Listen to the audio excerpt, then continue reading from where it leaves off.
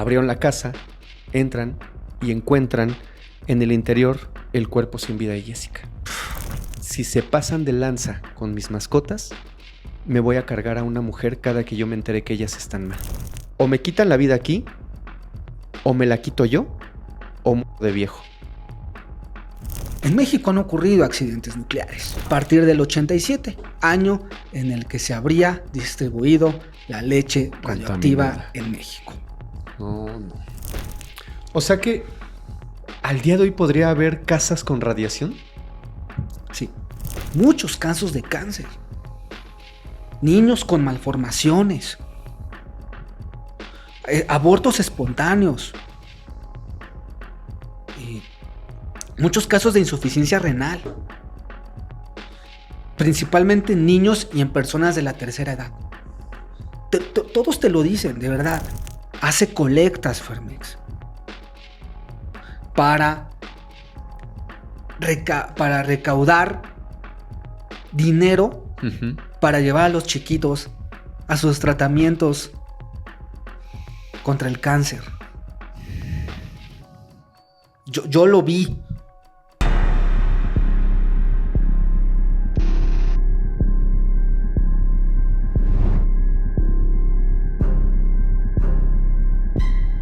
Bienvenidos a un nuevo capítulo de Criminalmente. Hoy tenemos un invitado muy especial. Está con nosotros Óscar Morales. ¿Cómo estás, Óscar? ¿Qué tal, mi estimado Fermex? Muchas gracias por la invitación. Un honor estar aquí. No, al contrario. Un saludo también a toda tu audiencia. Muchas gracias. Que nos escucha, que nos ve. Y bueno, antes de comenzar, quisiera desearte todo el éxito del mundo. Muchísimas gracias. En este espacio, Criminalmente. Un espacio que yo quiero mucho, que respeto muchísimo.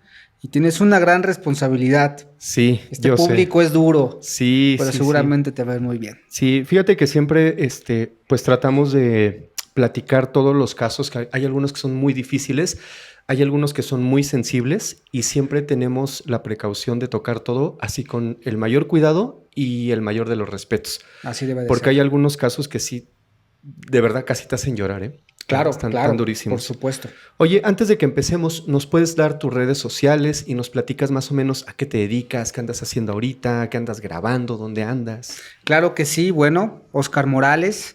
Me pueden encontrar en Facebook como Óscar M. Morales, también en TikTok y en YouTube, que es Óscar Morales Podcast, como algunos sabrán. Tengo también un podcast que, bueno, produzco junto a mi hermano, Rodrigo Acuña. Okay, gran amigo. Un podcast de opinión, conocido aquí. Sí, es consentido. Consentido aquí. Y bueno, además de esto, pues hago trabajo periodístico también. Okay. Trabajo con Jaime Maussan. Soy jefe de información de uno de sus noticieros. O sea, ¿tu trabajo periodístico va enfocado en temas de fenómeno no humano? En parte, aunque actualmente soy jefe de información. Es decir, yo me encargo de toda la información que hay, las noticias que hay, y de alguna manera organizar el noticiero y de ahí asignar a los reporteros que hacen determinadas notas, revisarlo. Yo ya no hago tanto trabajo de campo, ahora estoy más en esta cuestión de dirección. Y bueno, mi otra faceta ya es hacer el podcast, Óscar Morales Podcast. Y además tengo también un espacio de recreación que se llama Ecoaventura y Turismo. Okay. Ah, sí lo he visto. Lo pueden encontrar también en YouTube. Es un espacio en donde pues nos vamos de viaje a hacer cosas un tanto extremas, ¿no? Qué padre. Pues vamos a seguirte todos. Muchas gracias. Ahí van a aparecer por aquí tus redes sociales para Gracias. que todos te sigan. Claro que sí. ¿Va? Oye, yo sé que traes un tema ahí fuerte. ¿Te parece bien si empiezo yo a contarte algo? Por supuesto, dale. Y al final ya nos cuentas tú lo que tú traes. Venga. ¿Te late? Dale. ¿Tú alguna vez escuchaste hablar del monstruo de Toluca? No. ¿Nunca? No. Bueno, te voy a platicar un poquito acerca de él. Él es Óscar García. ¿Tocayo? ¿Para mal? Sí. Óscar García Guzmán es Okay. el llamado monstruo de Toluca. Si lo viéramos de frente, es una persona totalmente normal.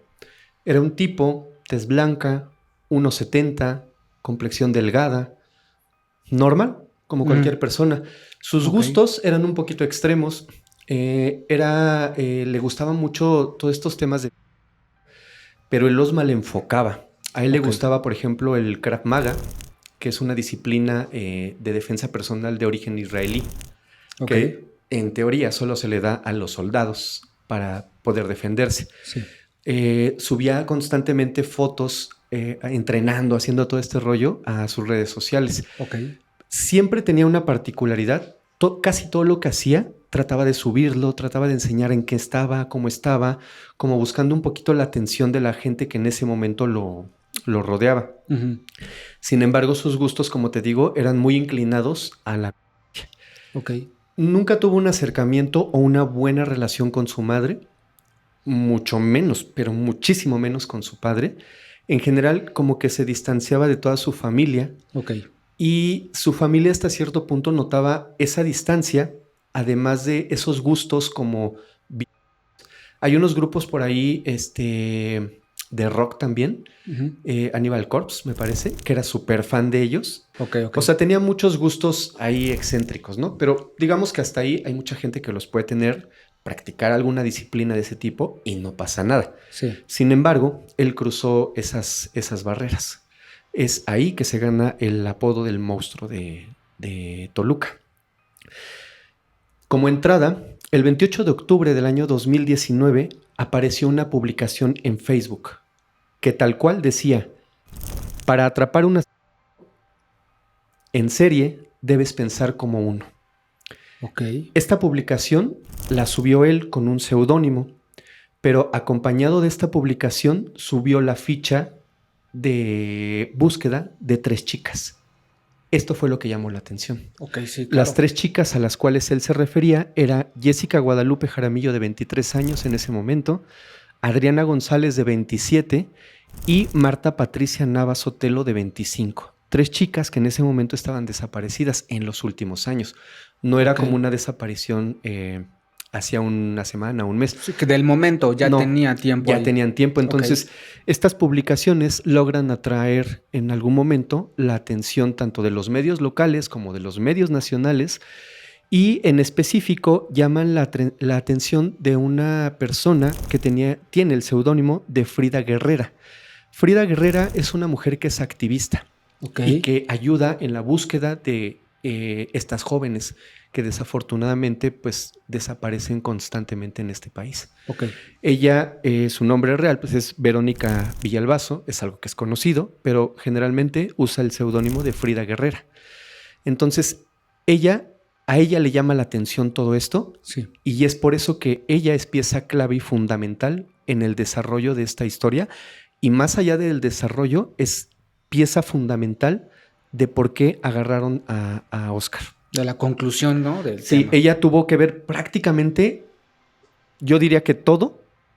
Si no hubiera sido por ella, yo siento que al día de hoy estaría suelto. Ok. Porque desafortunadamente en este caso la policía no hizo demasiado, hubo muchísimas omisiones, hubo muchísima lentitud. Si hubiera habido una pronta respuesta por parte de las autoridades cuando se hicieron las denuncias pertinentes, Sí. yo creo que se hubiera evitado pues muchas cosas. Ok. Y gracias a Guerrera es que avanza todo este caso. Fíjate, el primero de sus lo cometió contra Mónica Chávez. Mónica nació el 5 de junio de 1989 y el 9 de septiembre del 2012 su padre de Mónica es encontrado en su domicilio asfixiado. Ok. Mónica regresaba ese día de la escuela y ya no regresó.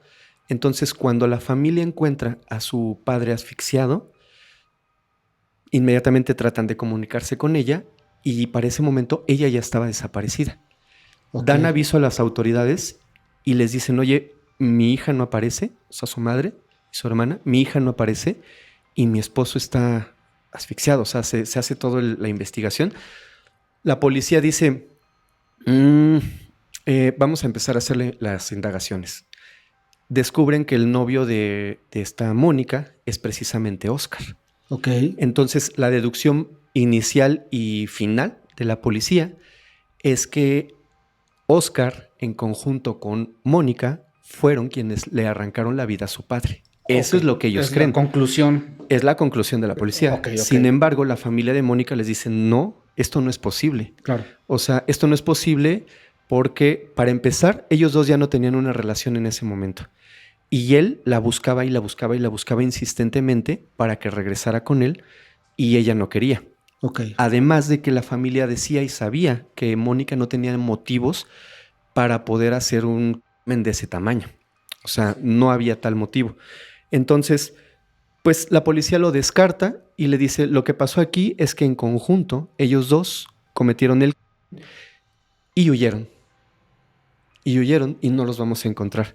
Sin embargo, 22 días después de que esto pasa, el 1 de octubre de 2012, encuentran los restos de Mónica en una común en el municipio de Huixquilucan, en Estado de México. Wow. Ahí termina la historia de Mónica. No hay un seguimiento a Oscar, a pesar de que la familia les está diciendo que ellos están casi seguros que tuvo algo que ver. Claro. La policía decide omitirlo y decir, pues ya apareció la hija, pero pues no sabemos qué más pasó ahí. Y dejan pasar el tiempo. O sea, simplemente se entierra el caso, le dan carpetazo a ese caso y se acabó.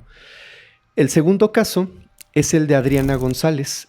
Adriana en el año 2017 tenía 27 años en ese momento y estaba estudiando psicología en la Universidad de Insurgentes de Toluca.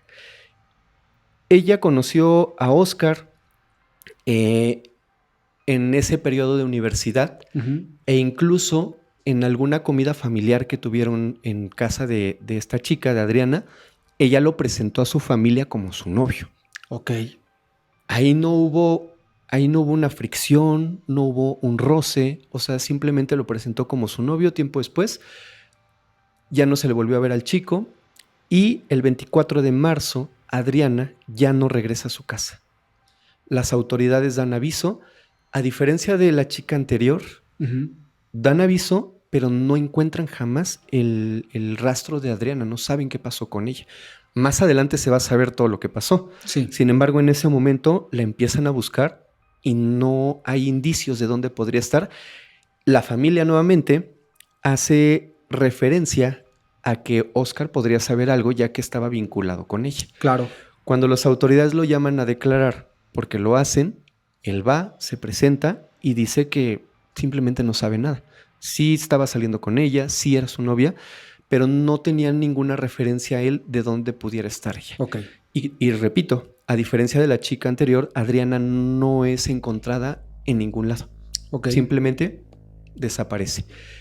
Hasta ahí la policía no ha atado cabos de que este tipo ya tenía un precedente en un caso de desaparición anterior y ahora estaba involucrado en otro caso de desaparición. Sí. Ya no había ya no era como el azar, o sea, ya había un vínculo, pero pues no lo hicieron, o sea, no cacharon la información. Sí, la evidencia o la clara, ¿no? Claro. Ajá. Ahora fíjate, el tercer caso es Marta Patricia Nava. Marta Patricia estudiaba criminología en la Universidad de Insurgentes de Toluca.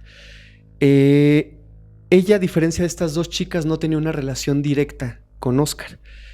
Sin embargo, ella decía que constantemente se sentía vigilada, se sentía seguida por una camioneta negra.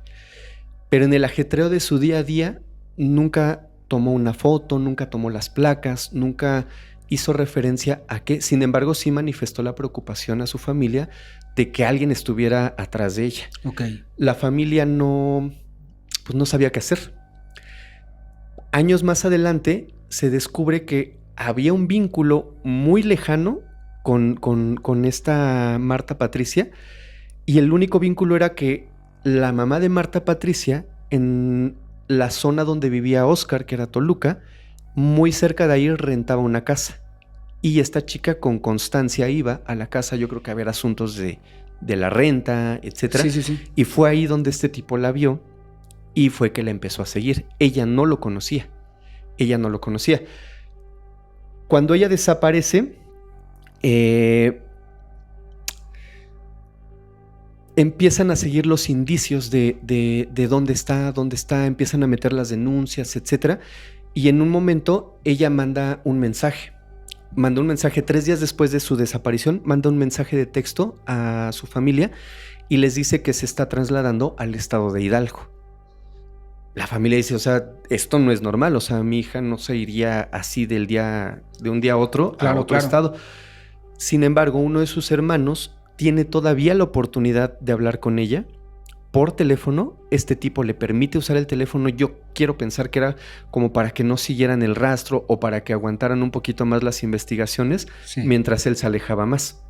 La realidad es que nunca fueron hacia Hidalgo. Entonces, el hermano, cuando habla con ella, les hace saber que él la escuchó muy rara, que la escuchaba como pues con sustancias, o sea, como mareada, como fuera de sí. O sea, dijo, no es mi hermana, o sea, sí es mi hermana, pero no está en una condición adecuada para esto. Sí. Después de eso, pierden comunicación totalmente con ella, pero esto les dio la oportunidad de poder seguir el rastro del celular. Ese rastro los lleva a la casa de este tipo, en Toluca. Ok. Hacen las averiguaciones, dicen, el rastro se perdió aquí, por la ubicación del celular. Aquí fue el último lugar. El lugar donde él estaba era la colonia Villa Santín, en el Estado de México. Ok.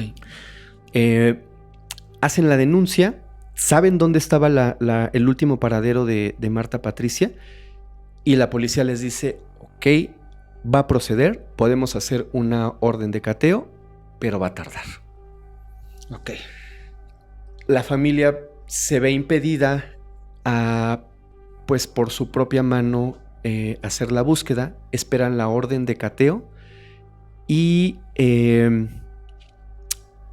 su desesperación ellos tocan a la puerta. Sale este tipo, sale con una arma punzocortante y les dice que si no se van de ese lugar, además de que los puede herir, va a levantar una denuncia por allanamiento de morada si se atreven a entrar. Entonces ellos deciden ya no hacer nada en ese momento, más que levantar la denuncia pertinente y esperar a que un juez les dictara una orden de cateo para que pudieran entrar de manera legal. Ok. Básicamente le dieron el aviso de que estaban sobre él, de que el aviso sabían. De que ya sabían. Claro. Y además le dieron la oportunidad de arreglar lo que hubiera hecho e irse. Claro. Cuando la orden de cateo llega, pues obviamente este tipo ya no estaba. Sin embargo, aún así, entraron las autoridades, revisaron la parte visible de la casa tal cual, revisaron la parte de la recámara, de la cocina, revisaron la parte del baño, etcétera. Sí. Pues no hay nada. O sea, ya entramos, no hay nada. Si hubiese algo en algún momento, ya se lo llevaron. Claro. Pero no podemos acusarlo por especular que tenía algo. Sí. Deciden irse. Hay un detalle. En esa casa no revisaron el patio trasero. No revisaron el patio trasero. Quizás se asomaron, pero no hicieron una revisión exhaustiva con perros, con peritos, con huellas, Simplemente echaron un vistazo y ya. Justo así entraron, vieron que todo estaba bien, todo estaba en orden, nada fuera de lo normal. Nos asomamos al patio y dejaron ahí todo como estaba, tal cual. Entonces, para ese momento, él ya había huido. Ya sí. No había nada que hacer prácticamente. Su cuarto es el cometido contra Jessica Jaramillo. Es este caso donde se empieza a dar como un poco más de luz, se empiezan a esclarecer las cosas y este tipo se empieza a exhibir. Okay. Él solo se empieza a exhibir públicamente, empieza a subir publicaciones a Facebook, empieza a subir. La publicación inicial que te platiqué es en este momento en el que él empieza a hacer público todo este tipo de cosas. El de Jessica Jaramillo fue en el Estado de México y ella desapareció el 24 de octubre del año 2019. Una tarde fue a la universidad y ya no regresó. Okay. Ya no regresó y ya no contestó, obviamente, por ningún medio a su familia. La familia manifestaba que Jessica se tuvo que cambiar varias veces de universidad. Una vez más, la familia señaló como sospechoso a Oscar. Sí, ok. Sin saber de los casos anteriores, la familia de Jessica dijo, hay una persona que acaba a nuestra hija. Sí. Ella le tenía muchísimo miedo. Nunca se pudo levantar una orden de restricción porque realmente no era como que la molestara directamente. Sin embargo, la seguía, lo sorprendía de pronto siguiéndola, sin acercarse, pero pues obviamente ella empezó no a tenerle miedo, le tenía terror, porque ella se sentía perseguida. Sí. Entonces, cuando ella desaparece, la familia lo primero que hace al acercarse a la policía es decirles, hay una persona que nuestra hija y se cambió de universidad en una ocasión y la siguió a esa universidad y la siguió buscando. Se cambiaba, hiciera lo que hiciera, él encontraba la manera de localizarla y de buscarla y de seguirla. Sí. En este caso en específico, también dieron con la misma casa. Dieron con la misma casa y buscaron, igual que las otras familias, la otra familia, buscaron una orden nuevamente para el cateo de la casa. Hay un precedente que es como muy feo, porque como no tuvieron una respuesta inmediata de la policía, en este momento ya se mete esta activista, Guerrera, sí. Se entera del caso y empieza a darle un apoyo a la familia. Como no hay una respuesta rápida por parte de las autoridades para poder generar una orden de cateo, ella se mete y les dice, bueno, vamos a hacer algo, vamos a hacer una guardia afuera de la casa. No sé en qué momento, durante una de esas guardias, alguien de la familia dice que Jessica se asomó ligeramente por una de las ventanas. Ok. Aún así no hicieron nada. La familia no hizo nada. La familia trató de seguir el protocolo que marca la ley, sí. Y esperar la orden. La orden. Claro. O sea, no había de otra. Cuando llegó la orden, el 1 de noviembre, abrieron la casa, entran y encuentran en el interior el cuerpo sin vida de Jessica. Evidentemente, el día que ella se asomó y que alguien de ahí la vio, era ella. Si hubieran irrumpido, si hubieran tirado la puerta, si hubieran hecho algo, probablemente hubiera estado ella viva. Pero la familia decidió seguir el protocolo. O sea, no quisieron, quiero pensar, meterse en problemas. Sí, no, es y quizás a cierto punto normal pensar, bueno, no lo sé, debe ser un momento horrible para la familia, ¿no? Sí, fue un momento horrible. El grado de cinismo y de burla de este tipo llega cuando sube también una publicación tiempo después, donde dice, si hubieran tenido los pantalones para entrar a la casa, ella estaría viva. Pero no lo hicieron. Híjole, ok. Entonces, cuando ya encuentran a esta chica dentro de su casa, es cuando ya las autoridades empiezan a prestar atención. Ahora sí, ¿no? Ahora sí. Ahora sí, ya hacen una búsqueda exhaustiva, porque ya había una víctima sin vida dentro de la casa. Y lo que descubren es las chicas que anteriormente habían desaparecido. El antecedente que tenía, ¿no? Exacto. Esa casa ya estaba marcada. O sea, esa casa ya estaba marcada por varias denuncias, ya estaba marcada. Y el tipo igual. Porque una activista fue y se hizo presente y pidió justicia. Ya estaba marcada porque otra familia pidió una orden de cateo y no se dio a tiempo. Entonces es cuando las autoridades deciden hacer una investigación. Ahora sí, revisan el patio trasero y encuentran que ahí estaban enterradas las chicas que faltaban. Wow. Algo que pudieron haber encontrado desde la primera vez que entraron, ahora sí lo descubren. Entonces, aquí ya estamos hablando de un criminal en serie. Sí, justo. Algo de lo que incluso Oscar se sentía orgulloso. En unas publicaciones que vamos a ver más adelante, vamos a empezar a ver cómo él sentía ese orgullo de lo que había hecho. Como que se jactaba de lo que estaba haciendo, ¿no? Él se creía súper inteligente. Él creía que... Él veía series o veía reportajes. De hecho, se encontró por allá un libro que hablaba de Dahmer, que hablaba de... así, pues... Ok. Que se hicieron famosos, desafortunadamente, por sus a nivel global, era ese tipo de lectura que él consumía y en algún momento tenía como esa retorcida intención de emularlos, porque emulaba algunos de sus... Trataba de hacerlo similar a como lo hacían ellos. Ok. Y buscaba la atención de las personas. Es en ese momento que empieza a subir sus publicaciones, empieza a jactarse, a decir lo de la familia, que si hubieran hecho lo que necesitaban hacer, pues la chica estaría con vida. Entonces ahí es donde entra esta persona, la activista. Ella dice que vivía muy cerca de esa zona y que de alguna manera se sintió pues obligada, se sintió comprometida de ayudar a su comunidad con la resolución de este caso. Okay. Entonces es por eso que ella se empieza a involucrar. Y ella empieza a tener mensajes a través de Facebook con este tipo. De hecho, hay un momento en el que ella sube una publicación donde dice: Oscar es un tal por cual, no es nada, no es nadie, solo quiere nuestra atención.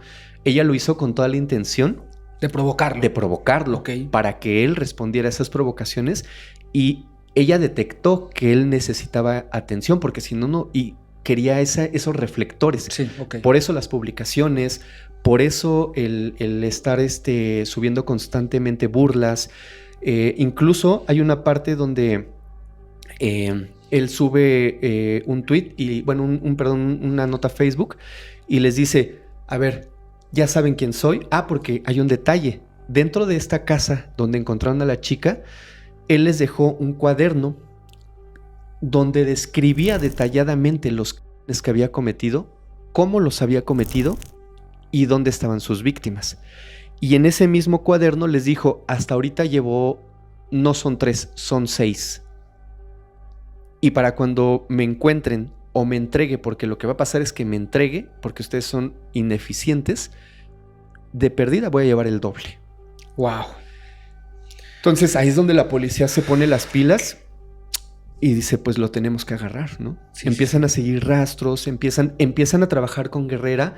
La fiscalía empieza a trabajar conjuntamente con ella, porque ella les hizo saber que él le respondía los mensajes a través de Facebook, y ellos le dijeron: a ver, aguanta, vele haciendo la plática, no lo dejes, no le niegues lo que te pida, tampoco se lo des, velo trabajando en lo que nosotros... Ella pensaba que en algún momento la policía la iba a usar como una especie de cebo claro, para atraerlo a ella, y no.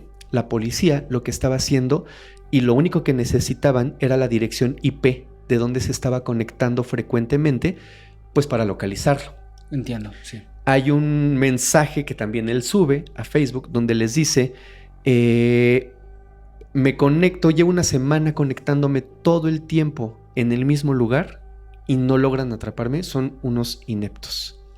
Entonces empieza todo este rollo de provocaciones, pero hay algo que distingue mucho a esta persona, a Oscar. Uh-huh. Él tenía un profundo odio por su familia, pero tenía un profundo amor por sus mascotas.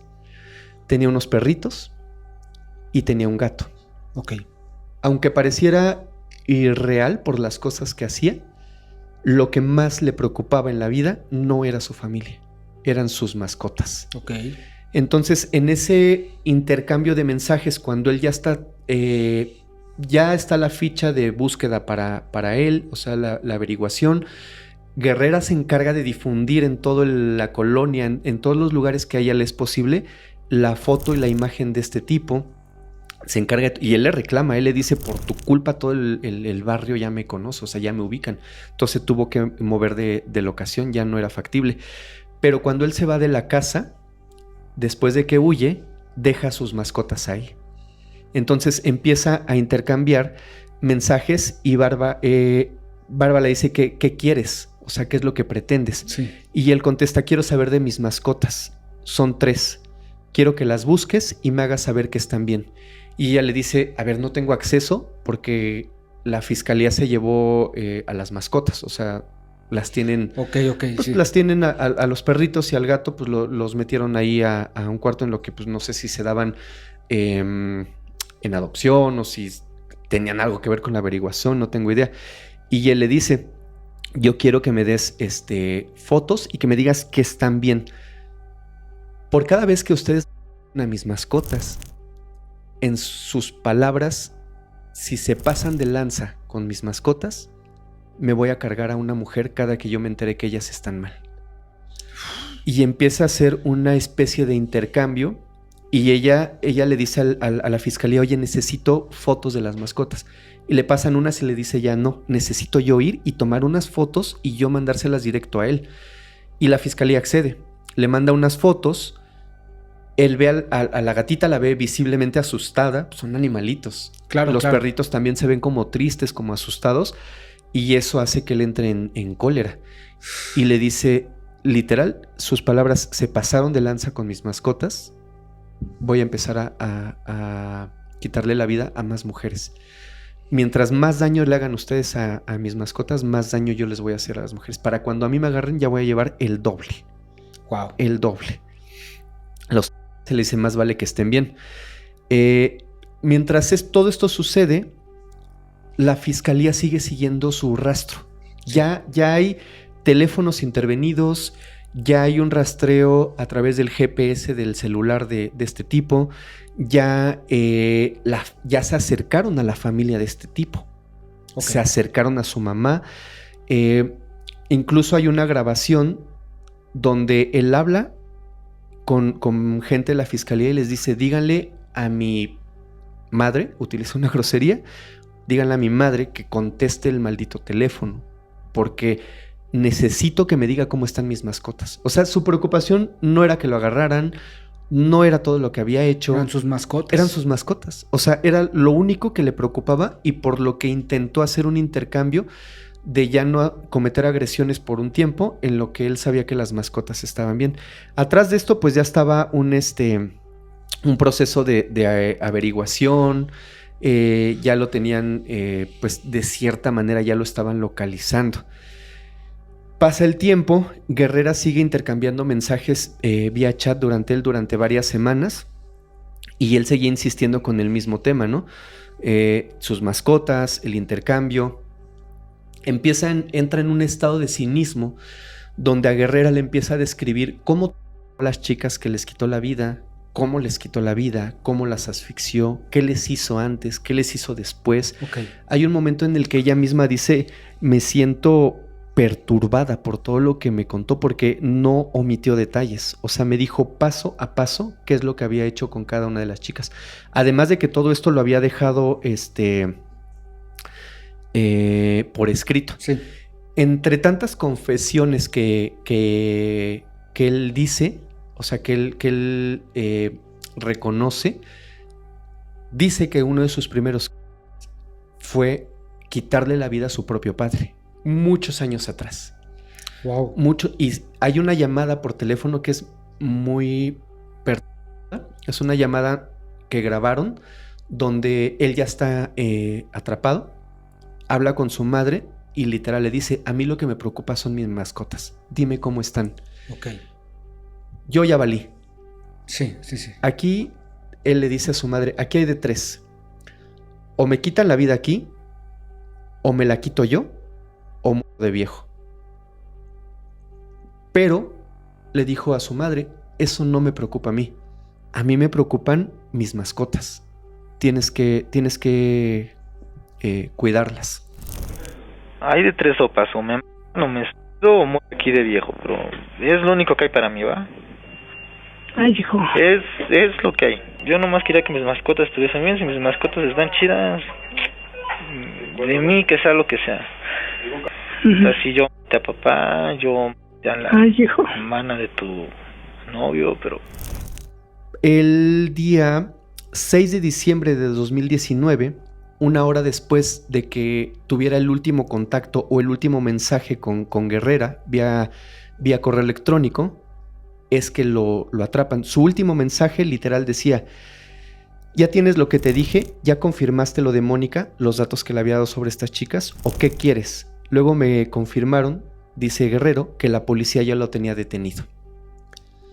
Hay muchos como puntos, como casos que no se aclararon totalmente.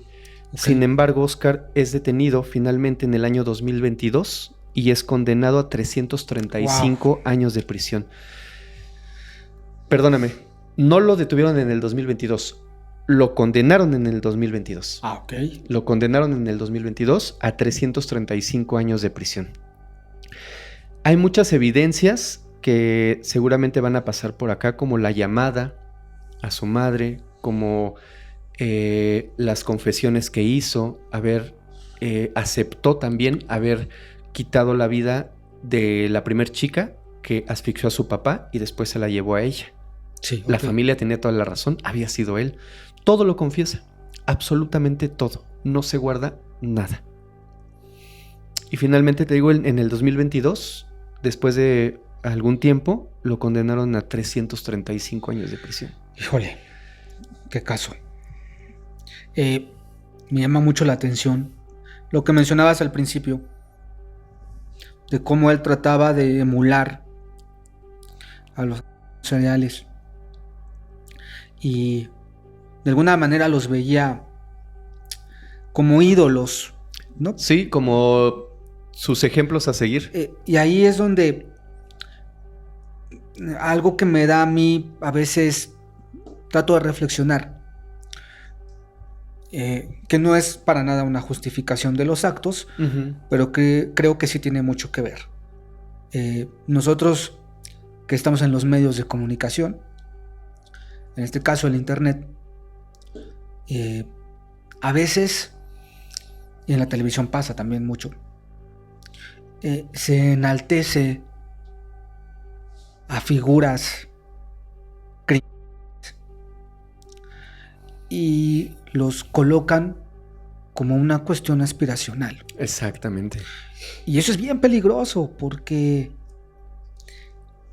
no me atrevo a decir que son responsables de esto, pero sí tienen algo que ver. Sí, por supuesto ejercen una influencia sobre mentes jóvenes y mentes nuevas que los llegan a ver como, a pesar de ser los idealizan. Claro, lo haces una cuestión aspiracional. Ajá.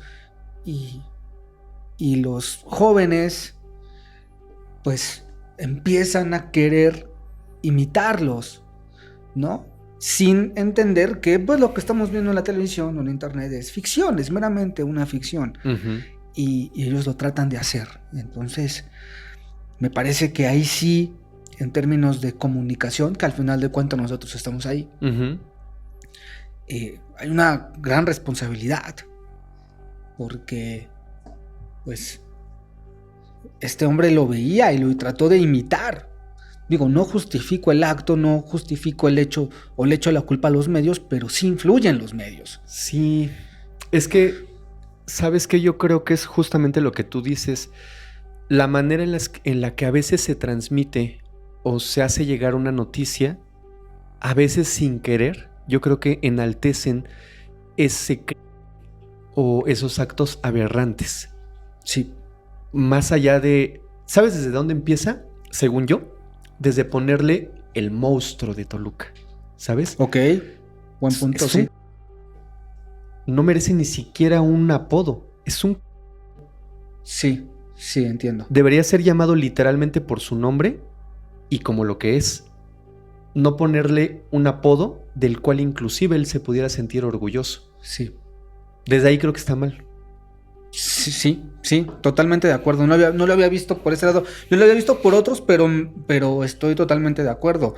Desde ponerles un seudónimo que pueda sonar muy impactante. Sí, porque la mayoría ¿no? La mayoría de estas personas, yo he visto muchos casos de, por ejemplo, de Toluca, claro, el de Iztapalapa, el monstruo de Iztapalapa, el de Catepec, el monstruo de Catepec. O sea, desde ahí ya les pones como si fuera un supervillano, ¿no? O sea, algo que tuviera que tener los reflectores, o sea, sí, pero no de esa manera. Claro. De una manera donde la gente se dé cuenta, las nuevas generaciones se den cuenta que eso que está haciendo, además de estar mal, tiene unas consecuencias terribles y que de ninguna manera tendrías por qué emularlo o admirar los actos tan aberrantes que hizo. Porque además, comúnmente empiezan a normalizar los actos de...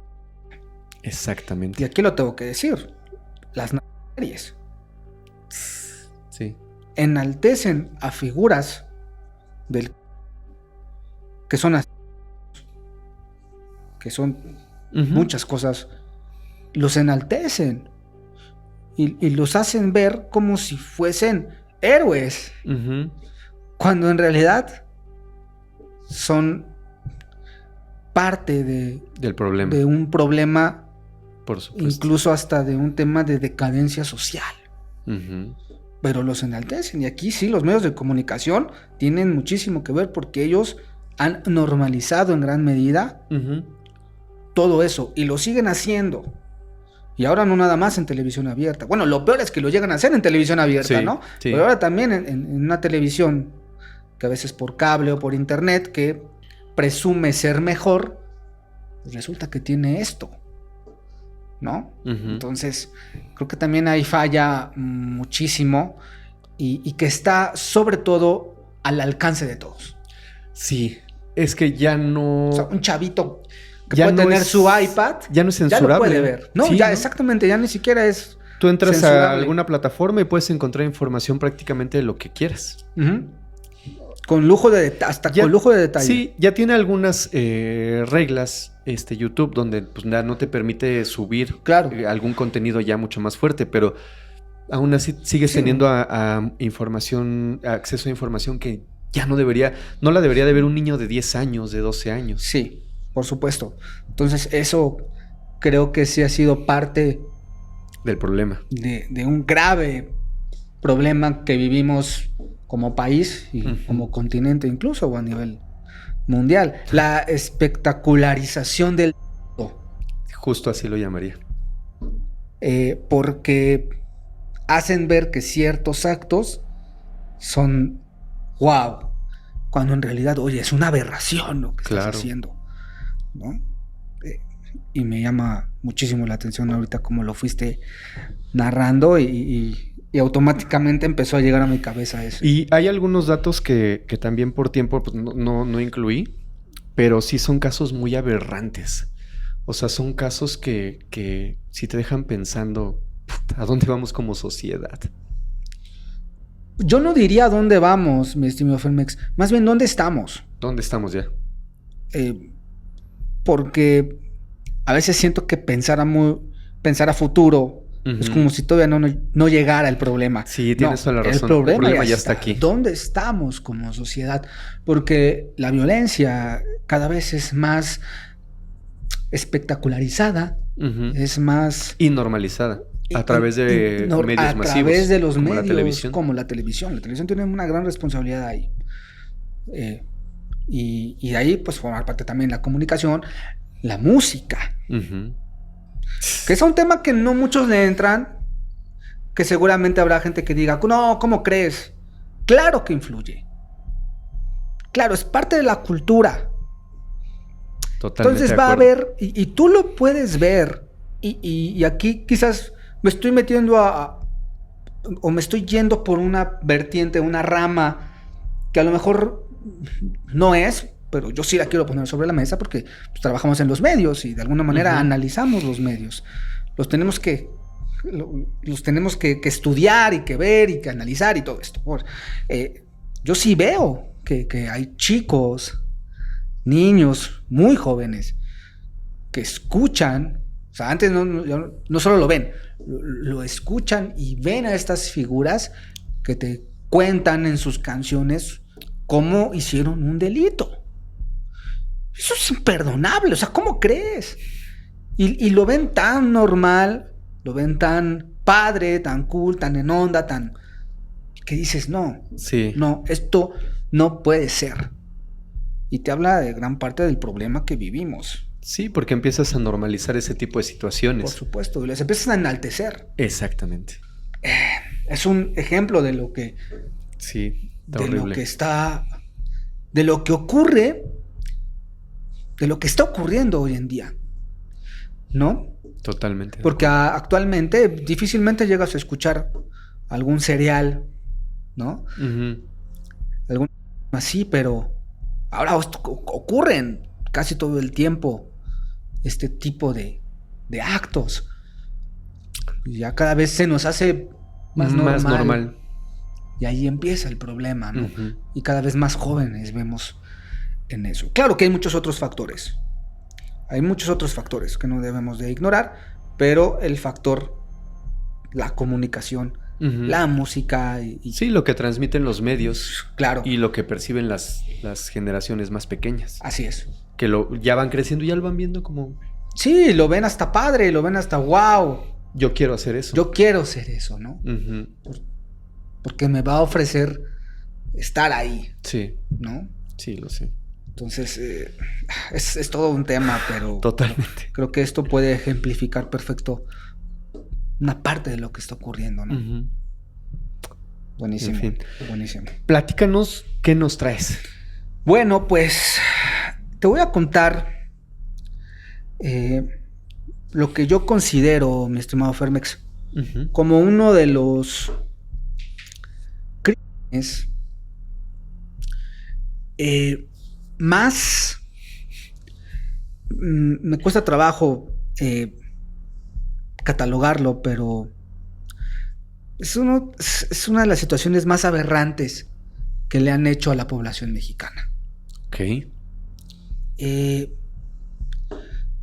Es una historia que quizás tu público ha escuchado, pero creo que no se ha dimensionado del todo. Cuando en México uh-huh, se distribuyó leche radioactiva, contaminada con material radioactivo. Recuerdo bien el caso, pero no sé los detalles. Hay detalles que son bien importantes y que te hacen entender la magnitud del problema. Porque seguramente una persona que puede googlearlo lo va a encontrar. Pero hay detalles ahí que es importante irlos desglosando y analizando. Y aquí lo vamos a hacer. Ok. ¿No? Entonces, bueno, me gustaría iniciar con el tema de lo radioactivo, ¿no? Seguramente uh-huh, tu audiencia, tú, los que estamos aquí, hemos escuchado, ¿no? Temas que tienen que ver con accidentes nucleares, ¿no? O con el tema nuclear específico, ¿no? Por ejemplo, las bombas de Hiroshima y Nagasaki, ¿no? Provocado por el gobierno de los Estados Unidos, pero también el desastre nuclear de Chernóbil. Y muy posiblemente son incidentes que vemos alejados, ¿no? Ocurrieron de nuestra realidad. De nuestra realidad y de nuestro lugar. Inclusive, ¿no?, de nuestro espacio temporal. Exactamente. Ocurrieron sí, hace muchos años ya y no muy lejos de aquí. Exactamente, muy lejos de aquí. Pero bueno, en México han ocurrido accidentes nucleares. Más de uno. Ok. Y bueno, esto ocurriría específicamente entre los años 1986 y 1987. Uh-huh. Voy a partir, y para que la gente nos vaya con nosotros, voy a partir del accidente nuclear de Chernóbil. Ok. ¿No? El cual ocurrió el sábado 26 de abril de 1986. Ocurre todo este accidente días después del accidente de Chernóbil. De este lugar uh-huh, se desprende una nube tóxica que empieza a invadir gran parte de Europa, si no es que toda Europa, e incluso llega hasta Norteamérica. Imagínate la magnitud de la radiación, el tamaño emitida por el accidente de la planta de Chernóbil. Uno de los países que habría sido afectado por esta nube radioactiva, por así llamarlo, fue Irlanda, ¿no? Algo que nos hace mucho dimensionar lo que ocurrió. Uh-huh. Es que en Irlanda ocurre este accidente el 26 de abril y en menos de una semana empiezan a detectar en Irlanda, las autoridades irlandesas, altos niveles de radiación en su territorio. Ok. ¿Por qué? Porque si bien en el medio ambiente con esta nube radioactiva que sale de Chernóbil, pero también a través de las lluvias. Pues las lluvias empiezan, digamos que a... como a bajar exactamente, el a expandir la radiación. Las radias del material radioactivo. Ajá. Lo llevan de la atmósfera, ajá, al suelo. Entonces, imagínate, no nada más es el aire a través de la lluvia. Ahora es la tierra. Es la tierra, es el agua, son los animales. Uy. Empieza a haber una contaminación masiva en Irlanda, ¿no? Esto a menos de una semana del accidente. Las autoridades lo empiezan a ver y se empiezan a preocupar, ¿no? Esto apenas por ahí de los días, imagínate, fue el 26 de abril el accidente, uh-huh, hacia el 4 de mayo, menos de una semana, uh-huh, empiezan a detectar altos niveles. Y empiezan las autoridades a monitorear los alimentos. ¿Por qué? Porque mucha gente en ese entonces pues consumía los alimentos de granja. Directo de la tierra. Claro, de las granjas que producían leche, producían... verduras. Queso, verduras, todo esto, ¿no? Y empiezan, hacia el 5 de mayo, empiezan a detectar altos niveles en la leche. Empiezan a detectar grandes concentraciones de yodo 131, que es radioactivo. Uh-huh. Asimismo, se detectó la presencia de cesio 134 y 137. El cesio es un material muchísimo más persistente en el medio ambiente y en donde prácticamente en donde se encuentre, dura mucho más. Persistente, es lo que te iba a preguntar. Más persistente quiere decir que se queda mucho tiempo impregnada la radiación. Exactamente. El yodo no tanto, a través de unos días empieza a bajar sus niveles, okay, pero el cesio, por ejemplo, sí permanece muchísimo más tiempo y además es altamente perjudicial para lo que toque. Claro. Para cualquier cosa que tenga vida es altamente perjudicial. Cuando se dan cuenta de esto, las autoridades irlandesas ordenan evitar el consumo de productos del campo, sobre todo en niños y en mujeres embarazadas. A menos de una semana o en una semana prohíben el consumo de alimentos del campo para los niños y las mujeres embarazadas. Pero para ese momento quiero pensar que ya muchísima gente había consumido de todo. Ya lo habría consumido, pero ¿saben qué? Paren todo. Los menos afectados, por favor, lo menos que se puede. No lo hagan. Ya había muchas alertas. Y bueno, obviamente mucha de esta leche producida de los meses de abril en adelante se quedó. O sea, automáticamente pusieron un candado y... Uh-huh. Entonces mucha de esta leche se quedó sin moverse, se quedó ahí. Esto evidentemente representa pérdida para el negocio. Claro. ¿No? Por lo que al no poderla consumir, intentan colocarla. Puta. O sea, sabiendo que estaba afectada por la radiación, aún así la intentan vender. Exactamente. Intentan colocarla, pues, a ver quién nos la compra. ¿Sabemos quiénes la tenían? ¿Quiénes la trataron de vender? Ahí te va. Países como Venezuela, Filipinas, Ghana y Brasil les ofrecen la leche. Las autoridades irlandesas se lo ofrecen. Estos países dicen, no, ¿cómo crees? Sabemos que está contaminada. O sea, acaba de pasar el accidente y el accidente poco a poco empezó a darse a conocer a nivel mundial lo que estaba ocurriendo. Ellos dicen, no. Entonces, Brasil la rechaza y el embajador mexicano en Brasil se entera de la situación, por lo que se llamaba Antonio González Quintanilla, embajador de Brasil.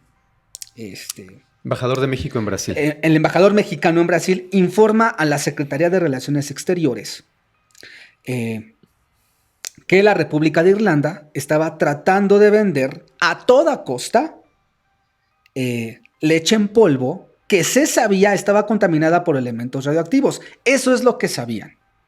Entonces el embajador da aviso a las autoridades mexicanas.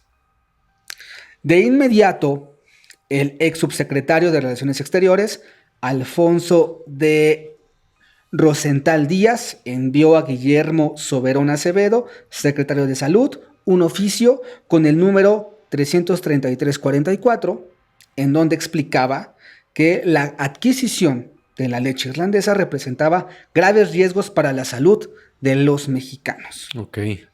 O sea, hasta ahí vamos bien porque no se estaba ni tenían la intención de comprar. Exactamente. Hasta ahí. En Brasil se dieron cuenta, de Brasil dan la Y información. el embajador mexicano en Brasil. Y dicen, oigan, pónganse aguas, pilas porque les van a llegar a ofrecer esto, Ok. Y esto Viene contaminado. Viene contaminado. O sea, se dice, hay informes de que esto viene contaminado. Así Ok. que aguas. Ok. ¿no? Ok. Entonces, pues empiezan a llevar pues, todo el seguimiento, los oficios, advirtiendo sobre esto. Guillermo Soberón y Héctor Hernández, que era secretario de Comercio del gabinete del presidente Miguel Alemán, quien también fue avisado de esto, pues no actuaron. O sea, las autoridades en México no actuaron y adquirieron. No, bueno. O sea, aún sabiendo que la... Se les avisó. El entonces ministro de Alimentación de Irlanda, Joe Walsh, manifestó, sin presentar ninguna prueba, que la leche que fue abastecida a México cumplía con todos los estándares internacionales. Entonces también estamos hablando de una omisión y de un acto de verdadero cinismo Y de mala fe. por parte del gobierno de Irlanda. Sabíanlo. ¿Por qué no se lo dieron entonces a su población? Claro. Entonces ellos, pues a través de este personaje, el ministro de Alimentación, dijeron que cumplía con todos los estándares. ¿Cómo se supo que llegó a México? Manuel Rodríguez Gordillo, que en ese entonces era el jefe del Estado Mayor de la Tercera Zona Naval, comienza a recibir reportes de que diversos miembros de la Marina, instalados en Veracruz, estaban enfermándose del estómago.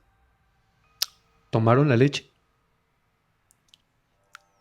Ellos, pues sí, muy posiblemente a través, ellos al consumir sus alimentos decían, bueno, ¿qué está pasando? ¿Cómo que se están enfermando? Porque menciona, esto lo hizo en una entrevista al Excelsior, ya años después, menciona que pues, había muchos reportes de que se estaban enfermando. Dije, bueno, pues que la lechuga, las verduras, ¿qué? Algo, echado a perder. Algo. Pero son muchos. Y es cuando se empiezan a fijar, bueno, ¿qué están tomando? Yo tengo una duda. Sí. ¿Esa leche que llegó aquí tenía una marca?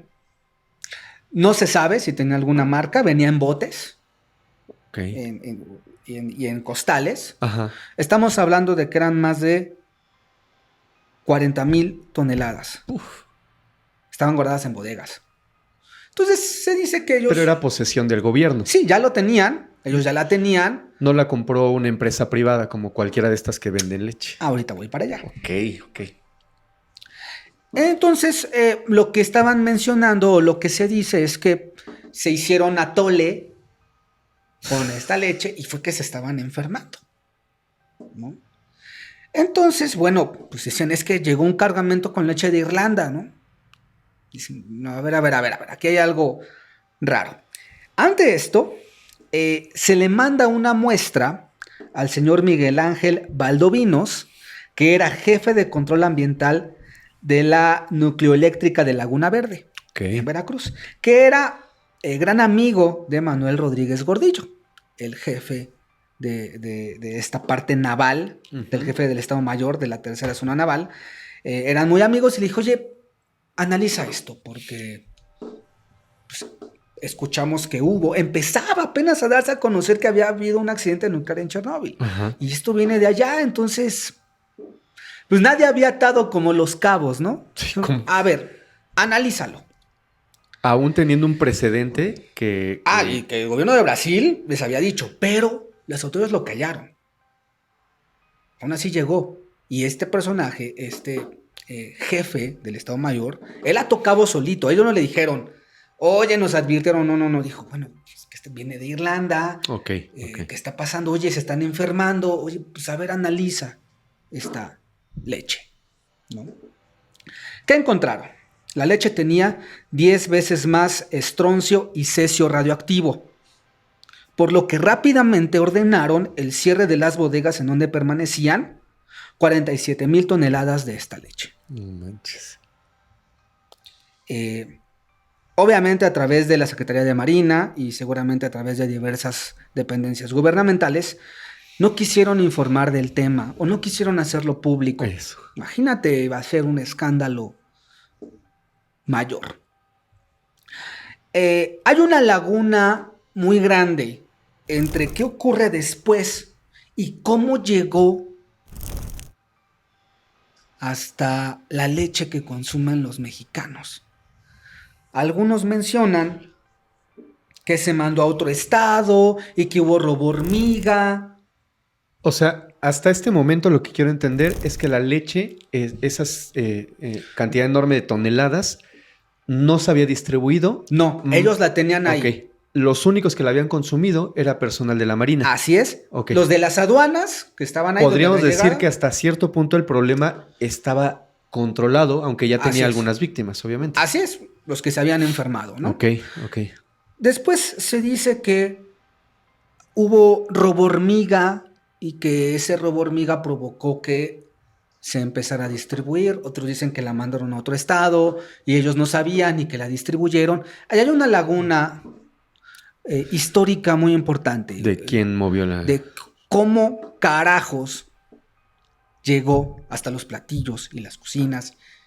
De niños mexicanos. De niños y de personas en general de México. Bueno, entre los funcionarios señalados por esta omisión, porque fue una omisión, o me atrevo a decir este crimen, porque finalmente la leche llegó. Es que estaban todos los semáforos rojos ahí. O sea, desde antes de que ingresara al país estaban los semáforos rojos. Los funcionarios señalados son evidentemente el presidente Miguel de la Madrid, así como el director del ese entonces, la CONASUPO, que era José Ernesto Costemalle, y adivina quién, Raúl Salinas de Gortari, quien era el director de Liconza, organismo que finalmente comercializó la leche entre la población y algunas empresas dedicadas a la elaboración de productos lácteos. Es decir, que no nada más lo hicieron a través de la Liconza y la CONASUPO, que de alguna manera abastecía como ayuda a las personas. Sí, daban la leche a un precio bastante bajo. Así es. También funcionó como materia prima para empresas que elaboraban productos lácteos. O sea, como la base de sus productos. Así es. Algunas de las firmas a quienes esta paraestatal, porque era una empresa del Estado, hacía llegar esta leche, a pesar de que ellos supieron que les estaban dando esa leche, al final decidieron guardar silencio. No pararon su producción, no dijeron, a ver, la leche que nos mandaron, detengan todo porque podría... No les importó. Fueron muchas empresas, pero te voy a mencionar algunas. Compañía Nestlé, Carnation de México, Danone de México, Yakult, Productos Rocher, Rompope Santa Clara, Chocolates Turín y otras. Esas son, digamos que de las más conocidas. Hay una lista muy larga. La pueden encontrar en Proceso. La revista Proceso fue la que publicó gran parte de la lista. Y además muchos fabricantes de quesos, mantequillas y helados. Dios.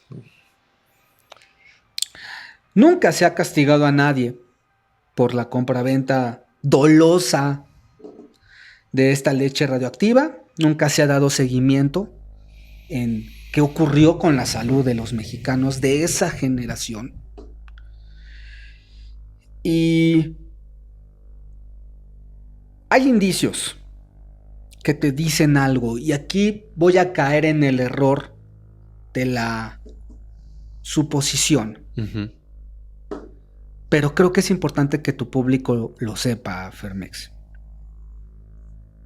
La jefa de servicio de oncología del Instituto Nacional de Pediatría, Uh-huh. Rocío Cárdenas, dijo para el Medio Proceso que entre 1987 y 1997 fue notable cómo aumentó la incidencia de cáncer infantil. Esto lo reafirmó años después para el diario La Jornada, diciendo que la incidencia de cáncer infantil aumentó hasta en un 300% en la década que va de 1987 a 1997. ¿300%? No manches. Una incidencia o un aumento estrepitoso de casos durísimo. a partir del 87, año en el que se habría distribuido la leche radioactiva en México. No. Y no hay nunca se hizo una denuncia, nunca hubo un culpable, nunca se ha tratado de investigar más. Se ha tratado de investigar, Fermex, si hubo algún pacto o alguna especie de negociación. Que seguro lo hubo. Entre Irish Dairy Board, que era el Consejo Irlandés de Lácteos. Ok, quienes tenían la leche. Y la empresa, o la CONASUPO de México, con la compraventa de esta leche en polvo. Pero ahí ha quedado. No ha pasado nada. No, se han intentado abrir los archivos, pero nadie quiere hablar y pareciera que es como una especie de secreto de Estado. Pues es que están involucrados gente de alto rango en la política. Digo, no es una justificación, pero pues... Sí, seguramente conociendo un poco pues el apellido Gortari. Casi intocables. Sí. Años después, casualmente, Fermex, y esto también voy a caer en el error de la especulación, pero cuando Carlos Salinas de Gortari estuvo siendo investigado, se fue de refugiado a Irlanda. No estoy diciendo... No, pero... si nos ponemos especulativos, creo que le darían asilo a uno de sus mejores clientes. El que calla otorga y el que otorga acepta. Qué feo, qué horrible. Son de esos crímenes que desafortunadamente rebasan todo lo que nos podemos imaginar y que no afectan a una persona, afectan a miles de personas. A miles, millones, o me atrevo a decir, Fermex, afectan a una generación entera. Totalmente. A una generación la condenaron. ¿Y con qué fin? De hecho, no creo equivocarme. Nosotros estábamos dentro de esa generación. Posiblemente. Yo también me acuerdo que desde muy niño... Y consumíamos todos esos productos que mencionaste. Que no ni voy a volver a repetir, pero todos esos productos que mencionaste los consumíamos en algún momento. Sí. O sea, todos estuvimos en riesgo. Y lo sabían, Fermex. Lo sabían. Y a pesar de saberlo, lo hicieron. O sea, ¿qué nivel de maldad? Sí. Sí, porque ¿cómo te atreves a distribuir algo que sabes que va a cobrar vidas? Sabes que va a subir la incidencia de cáncer en todas las edades, no solo en niños, en adultos, en cualquiera que lo haya consumido. Y aún así lo hicieron. Así es. Esto debería de ser un tema de juicio. Pero bueno, desgraciadamente, Fermex, esto ocurrió, pero es importante que la gente sepa. Sí, y totalmente. No es el único caso que ha habido. Y te voy a decir una cosa, son casos que por el pasar del tiempo, por el pasar de los años, de alguna manera u otra, hay medios, hay periodistas que se han aventado y por eso los conocemos. Pero Sí. imagínate todos aquellos casos que justo en este momento están sucediendo y que no sabemos de ellos. Sí, o sea, tan solo irnos un poquito a la historia o sea, ahorita tenemos las redes sociales, ahorita digamos que hay muchísimo, una apertura mucho más grande a saber cosas, Ajá. y a denunciar cosas, Sí, que no existía. Imagínate, en esos años, pues No. ni los propios que recibieron la leche sabían, hasta que a alguien se le prendió el foco y dijo, a ver, ¿cómo que se están enfermando? A ver, analícenla, pues, y encontrar eso. Y es que sabes que en ese momento histórico en el que estaba México, pues no podías alzar la voz tan fácilmente ni hacerlo viral como lo haces ahora. Claro, ahorita es. Hoy una de las grandes ventajas que tenemos con los medios de comunicación, como todo lo que trae el internet, pues es que inmediatamente puedes hacerlo saber y si es una noticia importante, se empieza a esparcir como pólvora. Así es. Imagínate en esos años. ¿Cómo lo haces? ¿Cómo? O sea, vas y pones una nota en el periódico. O sea, no había manera de que una persona normal como nosotros pudiera alzar la voz de manera global y informar a los demás lo que estaba pasando. Así es. Y bueno, ocurre esto. Es algo que se debe sin duda de estudiar y de insistirle al gobierno de que pues, nos diga qué pasó realmente. Y que se castigue. ¿No? Y que se castigue. A gente que aún creo y estoy seguro están vivos y están gozando de seguramente los beneficios. Claro. Y bueno, hay más, Fermex, en el tema radioactivo en México. Me imagino. Te voy a contar otra historia. El 25 de noviembre de 1977. Esta es una cadena de hechos que ocurren en México y que al final nos llevan a reflexionar mucho el tema radioactivo.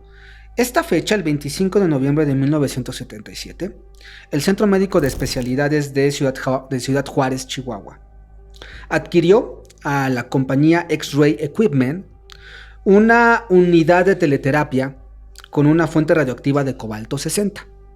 Es lo que se utiliza para tratar el cáncer. Un isótopo radioactivo muy peligroso que puede ocasionar desde ceguera, esterilidad, mutaciones, cáncer y finalmente la muerte. Lo adquieren como parte de su equipamiento médico, ¿no? Sin embargo, pues asumimos que debido a la ignorancia, pues esta unidad de teleterapia pues, se queda ahí abandonada, ¿no? Y 6 años después, hacia el 6 de diciembre de 1983, empleados de mantenimiento del hospital, con ignorancia, desmontan la máquina de la fuente con cobalto 60 y la desmontan y la venden como chatarra. No. Sin conocer lo que tenían, ¿eh? O sea, ¿no había un encargado que supiera lo que contenía esa máquina? Se la llevaron, ¿sabes qué? Pues llévate eso. Pues, la desmontamos y vamos a venderla como chatarra, ¿no? La fuente fue llevada al depósito de chatarra en el llamado Yonke Phoenix, así se llamaba. Ahí fue vendida. Y hacia 1984 se utilizó, o sea, ya hecha chatarra, se utilizó para la fabricación de diversos productos de acero. Entre ellos, varilla. Esto por parte de la empresa Aceros de Chihuahua.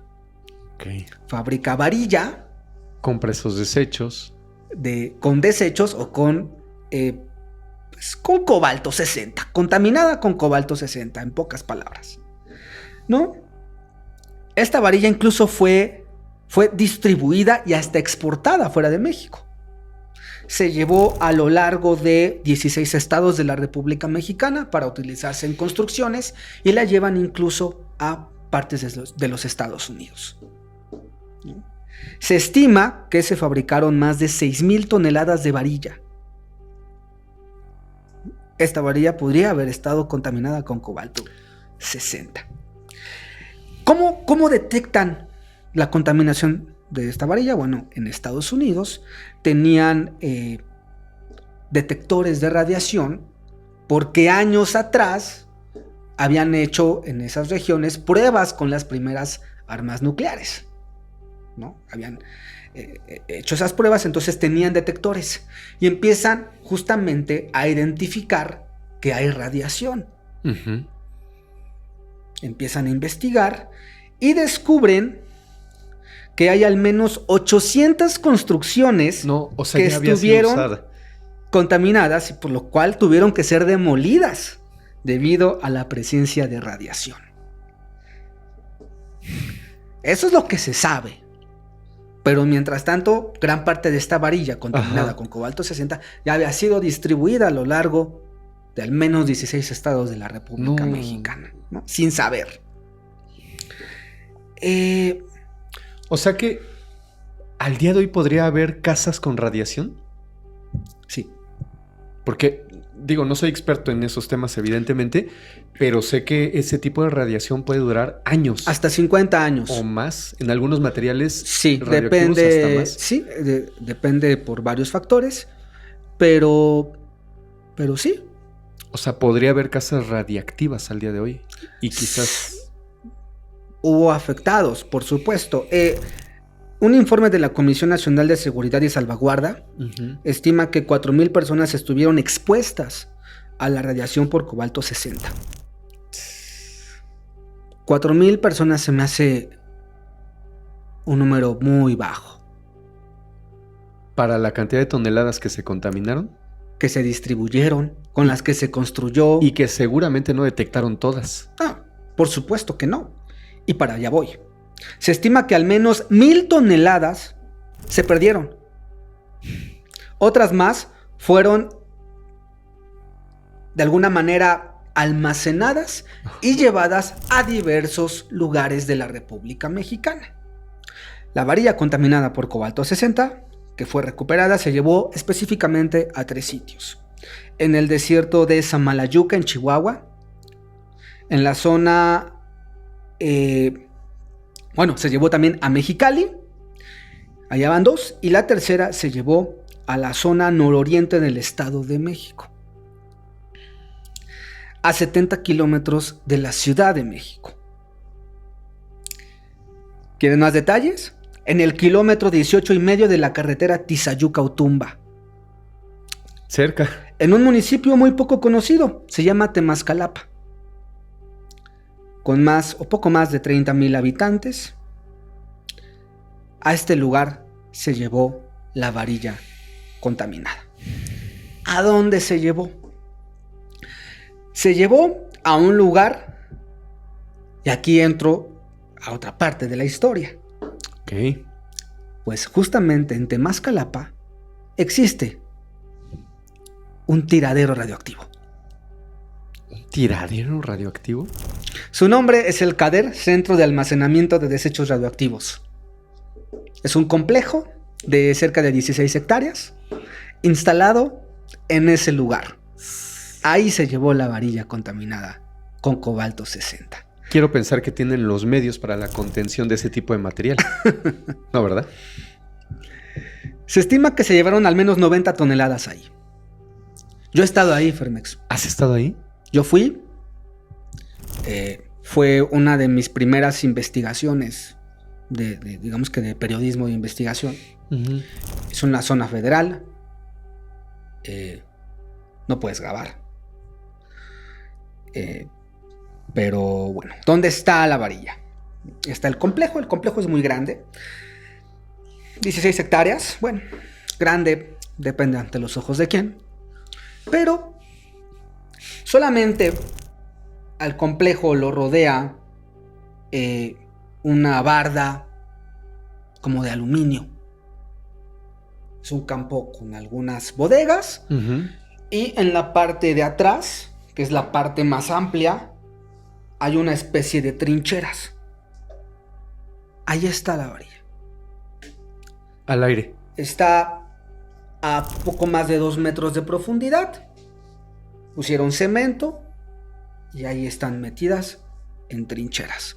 Ahí se encuentra la varilla contaminada con cobalto 60. Me voy a detener ahí tantito, Félix. Ajá. Porque ¿qué pasa con este centro? ¿Cómo que hay un centro de almacenamiento de desechos radioactivos? La gente local lo conoce como el tiradero nuclear o el cementerio nuclear. Así lo conoce. Yo tengo una duda. gente. ¿Este lugar nace a raíz de la varilla contaminada? No, este lugar ¿Oh?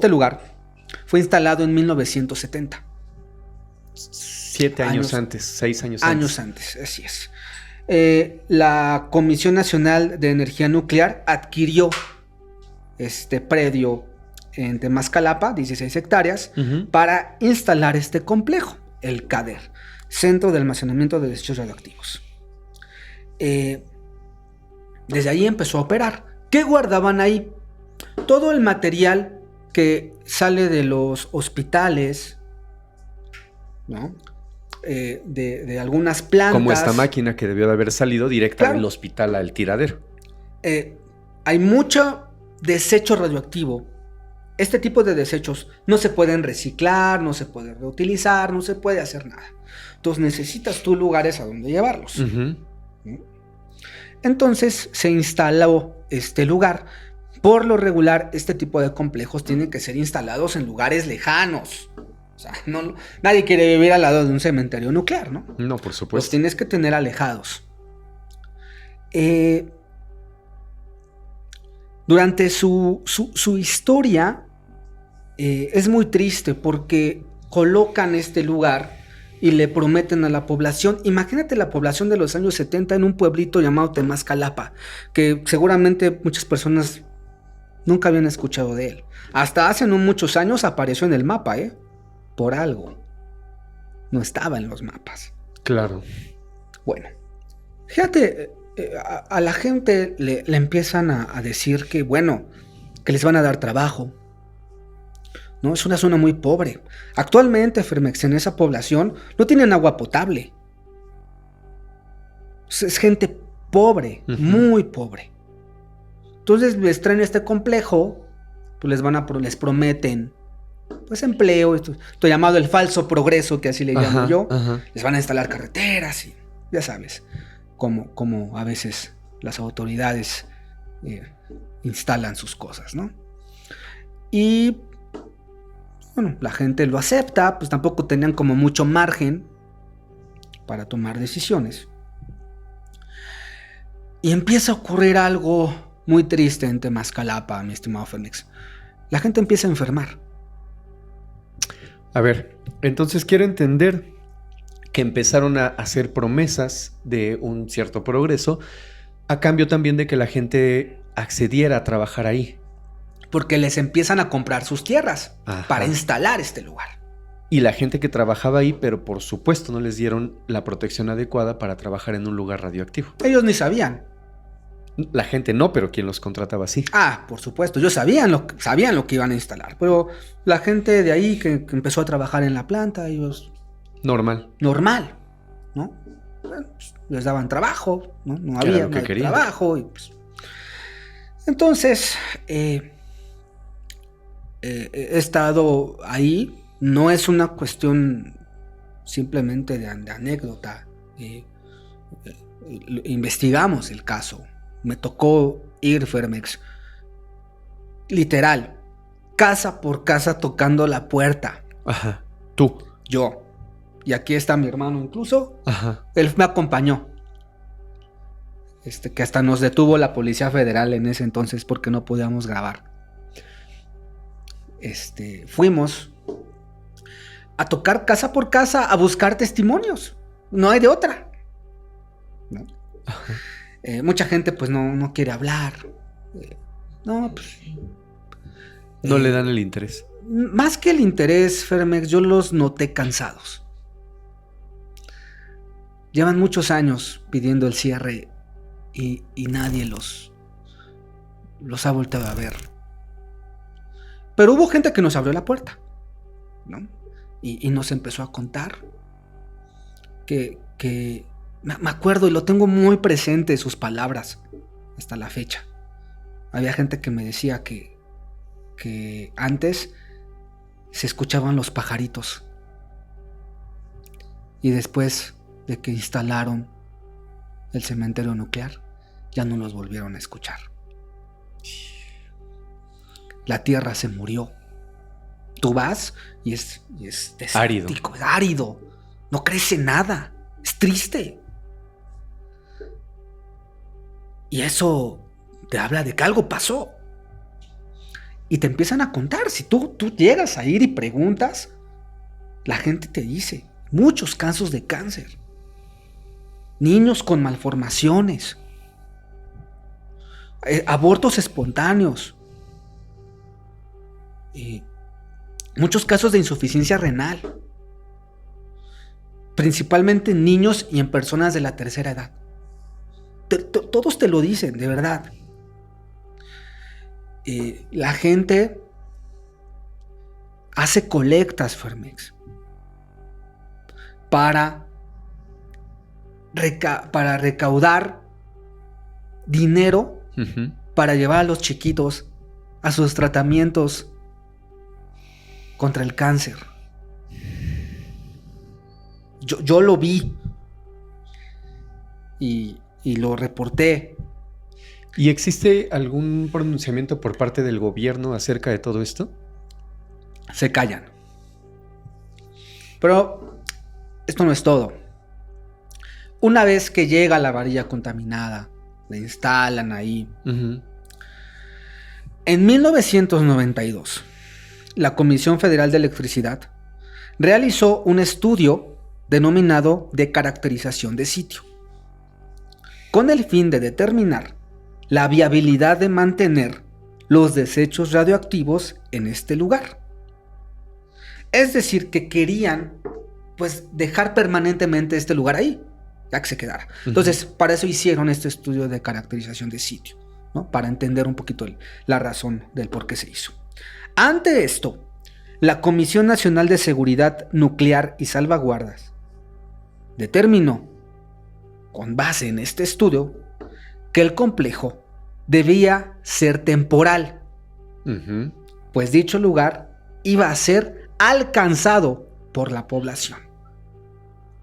Es decir, que este complejo, a través de los años, iba a empezar a llegar la urbanización. Claro, es obvio. Entonces, debía de ser temporal. En 1992, 32 años. Y el complejo sigue ahí. Sigue operando. Actualmente he podido platicar con colegas, con luchadores sociales que han estado ahí, y al grado de que nos dicen, sigue operando y no sabemos qué más guardan ahí. No sabemos. Las autoridades no nos quieren decir qué guardan ahí. Pero eso no es todo, mi estimado Fermex. Desgraciadamente hay más. Este complejo, pues seguramente te imaginarás lo peligroso que puede llegar a ser. Por supuesto. Se encuentra sobre uno de los acuíferos más importantes del Valle de México. Bueno. Se encuentra sobre el acuífero Cuautitlán-Pachuca. Entonces, imagínate el nivel de peligrosidad que ha sido por años. Para todos. Para todos. Abastece de agua a gran parte del Valle de México. No se sabe en realidad cuáles han sido los daños en la salud y el medio ambiente. No hay estudios de seguimiento. Yo he platicado con personas del ámbito de la salud. ¿Ese acuífero surte también aquí? Gran parte, algunos de los alcaldías de lo que es la Ciudad de México, pero principalmente del Estado de México. Ok. Y de Hidalgo. Además, esta región, que es digamos a las afueras de la Ciudad de México, en las orillas ya del Estado de México, ha estado viviendo a lo largo de ya los últimos 20 años, un proceso denominado como urbanización salvaje. Desde el presidente Vicente Fox empezó en esa zona, todo lo que es Tecámac, Zumpango, Texcoco, toda esa zona, empezó una construcción brutal de viviendas de interés social. Estas casas Urbi, casas Geo, Demet. Este tipo de casas. Sí, de constructoras que se dedican a ese tipo, a casas de interés social. Exactamente. A estas regiones, Zumpango, Tecámac, Texcoco, que están a las afueras de la Ciudad de México, se les conoce como ciudades dormitorio. Porque la gente nada más llega a dormir y se regresan para acá. A la Ciudad de México a trabajar. Entonces les vendieron estas casas, muchas de estas casas precarias, ¿no? En pésimas condiciones. Imagínate, casas en pésimas condiciones. Además cerca, o cada vez más cerca, de la zona radioactiva, de un tiradero nuclear. Y muchos no lo saben. Es un auténtico crimen. Sin culpables, por supuesto.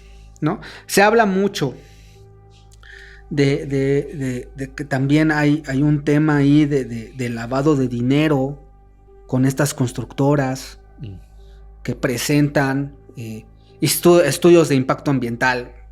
Pues, sí, o sea hay alterados, por supuesto.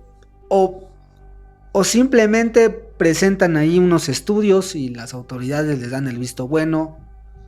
Pero de verdad, Fermex, y la gente que nos está viendo, si llega a estar en el Estado de México, pues ustedes podrán ver cuántas de este tipo de unidades habitacionales venden. Está atascado. Sí, muchísimas. Bueno, pues cada vez se van acercando más.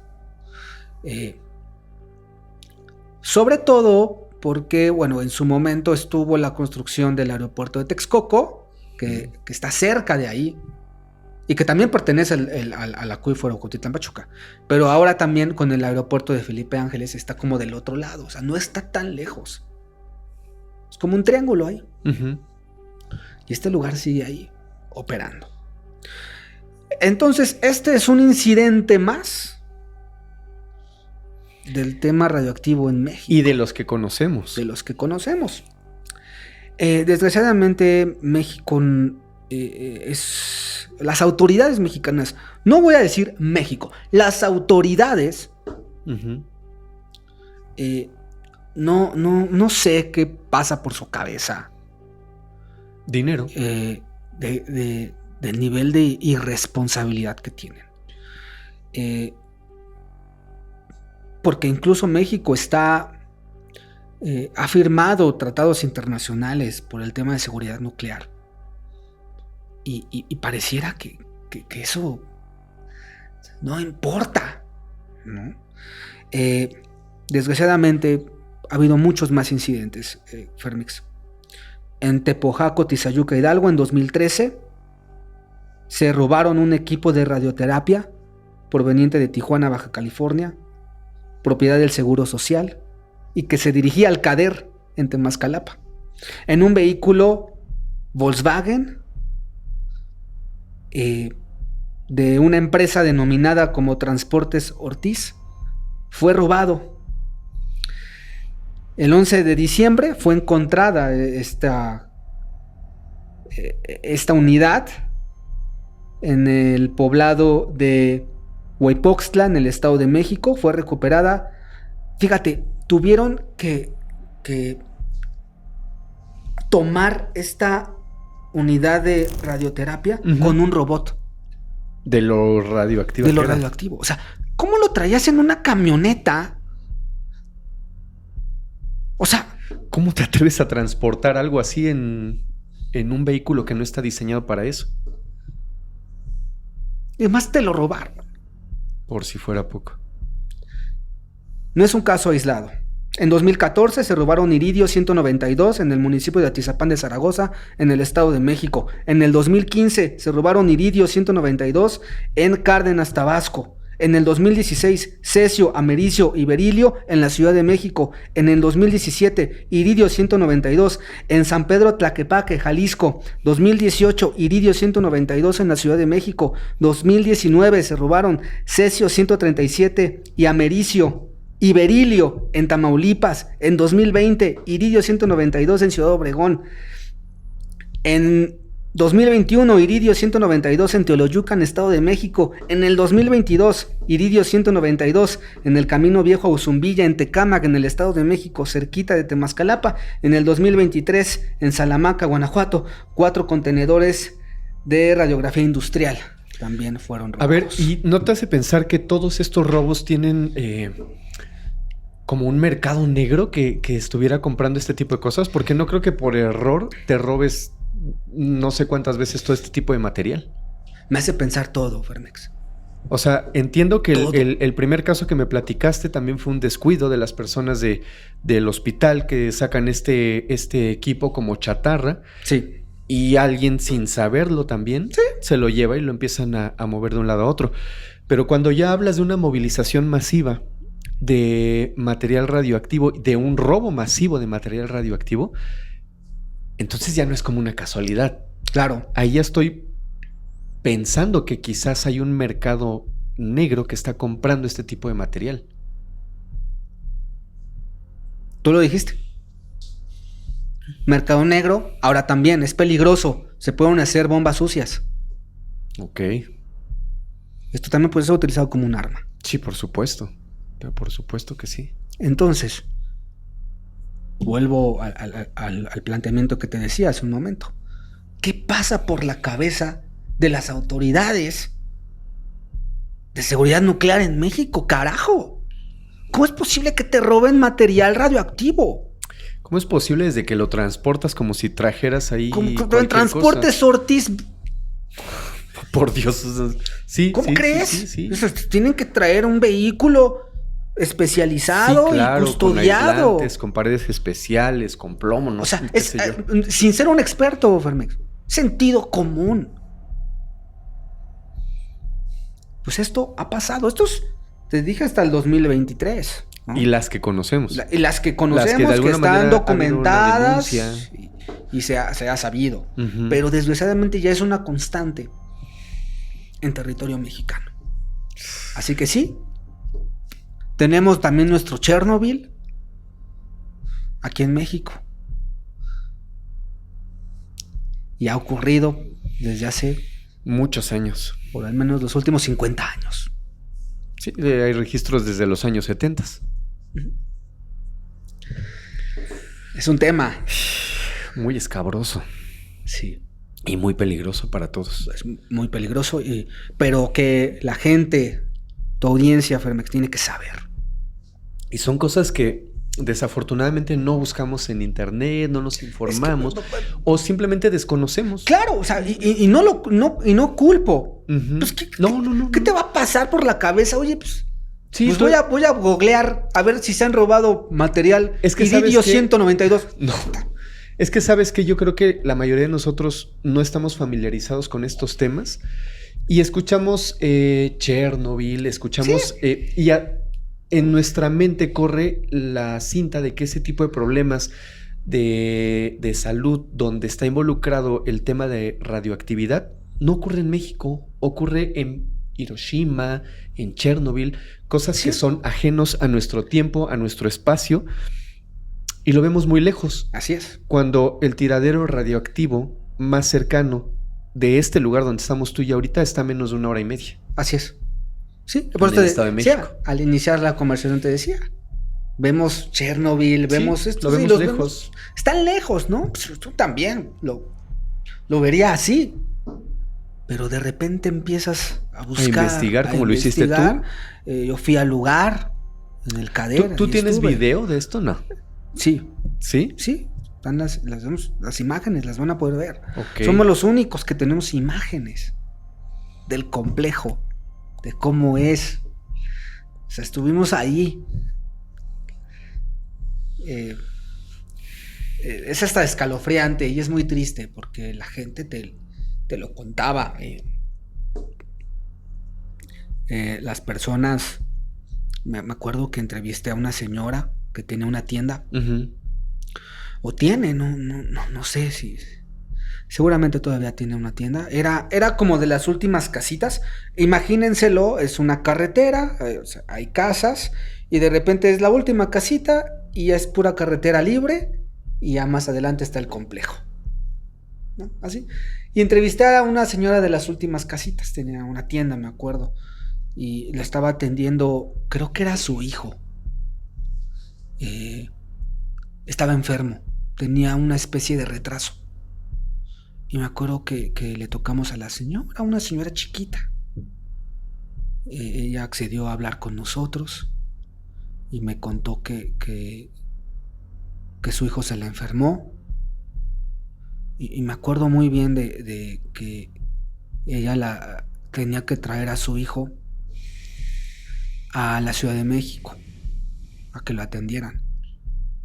Y recuerdo perfectamente cuando me dijo, los médicos me preguntaron si cerca de donde vivía había algún lugar de desechos radioactivos. Yo les dije que sí. Y dijo, los doctores nada más se voltearon a ver e hicieron una expresión de pues ya. Yo me pregunto si las autoridades en México, con respecto a lo que toca la salud, están preparadas para para atender este tipo de casos. Desgraciadamente, vuelvo al tema de la leche. Lo que decía una de las doctoras, se disparó el tema del cáncer en México. Cada vez es más común escuchar temas de cáncer. Sí. En México tenemos hospitales donde se atienden, pero no todos tienen a veces acceso, por tiempo, por dinero. Hay una carencia brutal. Sí, de medicamentos, de todo. O sea, de todo. O sea, ahora imagina, deja tú el tratamiento en sí, el desgaste de las personas. O sea, ¿cuánto se deben de gastar en el transporte? En ir, venir. Sí, vienen de muy lejos. De muy lejos, de esas zonas olvidadas. Entonces, ¿estamos preparados en materia de salud? Yo diría que la pregunta es, ¿estamos preparados en materia de seguridad?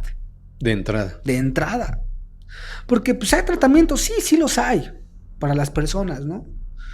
Pero ¿qué haces cuando se empiezan a multiplicar los casos? Y son situaciones que si tuviéramos, como bien dices tú, un protocolo de el manejo de ese tipo de materiales, si estuviéramos preparados para saber cómo se pueden mover, no tendríamos que estar lidiando con este problema. Lidiando con ese tipo de problemas.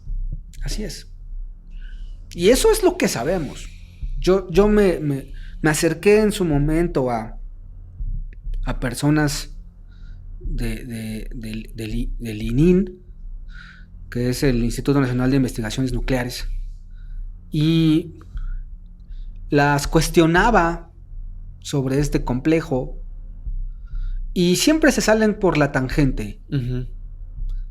Oye, los temas de cáncer, es que el cáncer es multifactorial. Esa es la